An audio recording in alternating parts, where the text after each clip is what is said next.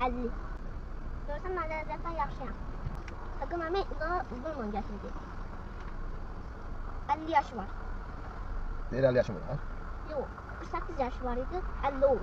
48 sonra 50 yaşım. 2026, o 1976-cı ildir. Göz dedi.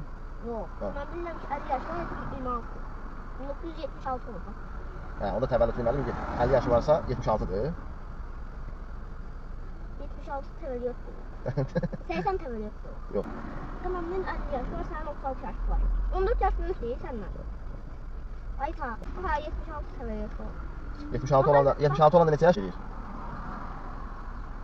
2026-dan 1976 çıx. 50. Görsən mən ləzzətdən yaxşıyam.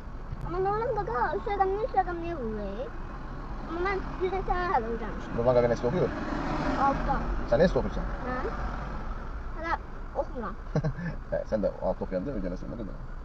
Da.